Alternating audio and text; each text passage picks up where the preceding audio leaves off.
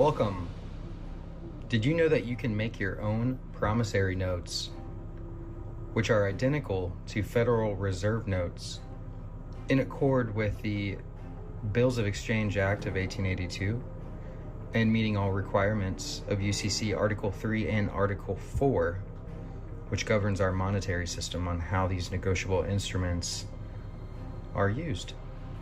And what you are looking at here is my own promissory note. Now, I did put it on this beautiful blue eggshell bond paper, otherwise known as resume paper, and you can get this at your local Office Depot.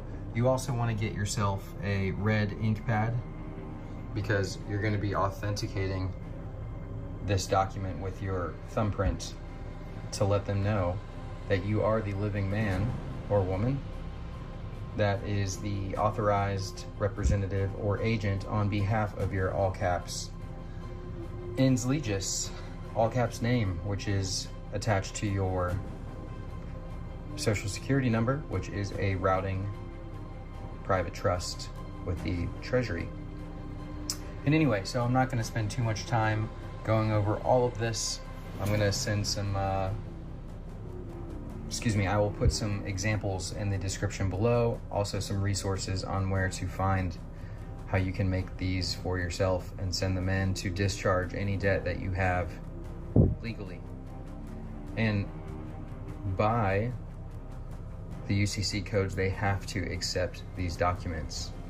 And we will get into the litigation process regarding these documents in another video. But to keep it short, I'm going to go over this real quick. So at the top here, you see it says secured negotiable transferable instrument. It is a money order meeting all requirements of UCC Article 3 and Article 4. The instrument ID number, that is an ID number that you can create yourself. What I like to do is put my initials and then 3 zeros and then a number. So for example, I would put my initials 0001 for this document. You also want to create a ledger. That way you can document for yourself when you made these promissory notes, and the instrument ID number would go on that ledger, along with the date, of course. Without recourse, promise to pay to the order of. So without recourse, you should look up the legal definition of this, but essentially what it means is they cannot come after you for the debt once it is accepted. And acceptance, by legal definition, is delivery. So once you mail this to them via certified or registered mail and they sign for it, they have now accepted the document and they cannot pursue recourse. Promise to pay to the order of. This one, you can either state your all caps name as the payee, or if you would like, you can use the bank or institution that you are sending this note to. Routing private trust treasury account number, that would be your social security number. And in care of by the Secretary of the Treasury, which is currently Janet Yellen, and I put or successor on there. To the other side, pretty self-explanatory, the place made and issued, you would put the county that you are in, or you can put the state that you are in. Don't forget, if you are doing either one of those, you want to put republic or territory at the end. That way you are solidifying jurisdiction, the date issued, the numeric value. This is just like a check. You would put the number there. The amount, you would write it out just like a check. Okay? And then here, just some instructions, basically. Some terms and conditions. Equality under the law is paramount by law. By law, all corporations must accept this note, and as legally required by corporate profit maximization, notice to principal is notice to agent, and notice to agent is notice to principal. So you are the agent, and the principal is the all capital letters name. Now I, your all capital letters name, which is the principal, do hereby promise to pay the institution. Okay, which would be the holder of the note. Once they receive it, they are the holder. So the bank or institution. The full amount specified on this note, redeemable in any Treasury window and or Federal Reserve window for value received. If you do not know what the Federal Reserve discount window is, you should look into it. Brandon Joe Williams has a lot of good content on what that is.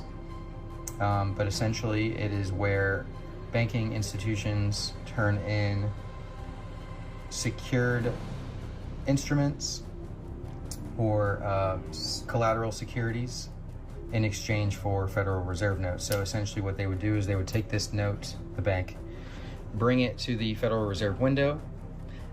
The Federal Reserve Bank would then accept this note as collateral for the debt, and then they would give the bank the amount of this note. Terms and conditions: the payment will be made in monthly installments of $500 per month on the 7th day of every consecutive month until the obligation has been fulfilled. The payment can be obtained by the holder at, and you would put your address there. So basically, these terms and conditions are saying if they want to come get their money that they are saying that you owe them, they can come get it at your address. And they're not going to do that. They're going to take this instrument and they're going to bring it to the discount window and exchange it for Federal Reserve notes. But basically you would put that there saying that, hey, if you guys want your $500, you can come get it at my house or the place that you are collecting mail at. And you would put, if you're going to put your address here, you obviously want to put in care of, which is just C/O. I hereby give permission to the holder and the holder in due course of this note to use this note in any way necessary as a negotiable instrument in accord with the Bills of Exchange Act of 1882 to be financially traded on, whereas such trade shall terminate the obligation herein. So once they trade in the notes and they receive their Federal Reserve notes, this debt that they say they owe you is now discharged, and they should honor that. They have to honor it. And you're going to go through all of the necessary tasks in order to make sure that they are held responsible for processing this note. And I'll go over that a little bit more in just a little bit. Down below here, you'll see this is where you're going to put your authenticated thumbprint seal. And at the bottom, I have this original note has been signed in blue ink. You want to sign it in blue ink. That guarantees that this is an original document, because once you make a photocopy of this, it separates the photocopy from the original document. You can't just go photocopying money, you know what I mean? So, or like cash, I should say, Federal Reserve notes. You can't just go photocopy those and use them. So this is a security authentication that you put on the note, your red thumbprint that is going to solidify that you are the living man or woman that is the agent. All rights reserved without prejudice, authorized signature. This is your all capital letters name. Down below you'll see legal presence, corporate, commercial, artificial person, and Inslee just debtor. On the right hand side, this is when you would do your living man signature, which is all rights reserved without prejudice by. So you would put your first name, hyphen middle name, colon last name, and that is the authorized representative in accord to UCC 3-402, non-lienable living person, non-resident creditor. Now on here you'll see some security features that I did. I had a lot of fun making this. I enjoy doing this kind of stuff. This is like an art for me. I have this cool blue security line here with 2024. It kind of replicates like the $100 Federal Reserve note. I just think it's cool. That is my custom seal that is attached to my private trust, which you should be in the process of doing. Also, you need to set up a private trust just for your own benefit. Brandon Joe Williams has a lot of good content on that as well. And then over here, that is me. I put that there similarly as the president faces on the Federal Reserve notes. Once again, just having some fun. And this cool blue teal looking design here. And then if you flip this over, top right now is, I have a Latin phrase, ipsa scientia potestas est, which means knowledge is power. And then at the bottom, just like the Federal Reserve notes, I have this note is legal tender for all debts, public and private, because it is. This is a negotiable instrument.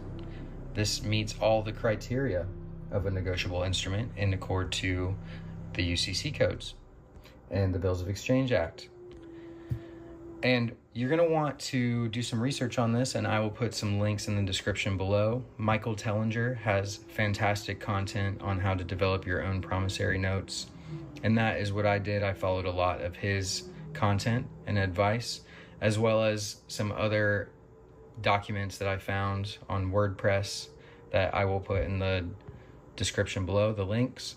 So you're going to want to send this note in with a notarized instructional letter. The instructional letter, once again, I will have in the description below, but essentially it is explaining all of this to the banks.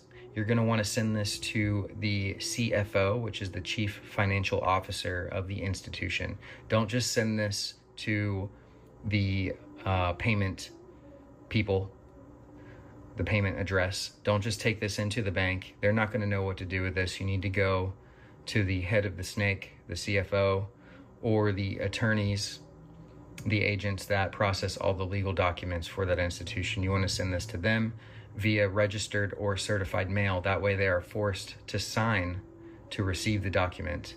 So that is the instructional letter, which you will get notarized. You can take these documents to your bank. They usually offer a free notary service. And then you also want to get this promissory note notarized. So do not sign this until you are in front of the notary, and they will attach their own piece of paper to it. Essentially, it's kind of like an allonge, but it is their own notary paper that they will attach to this. And then you're going to want to put it in a nice folder, just like one of these guys here. Send that off to the institution, and your debt is now discharged. Don't forget to make copies of everything.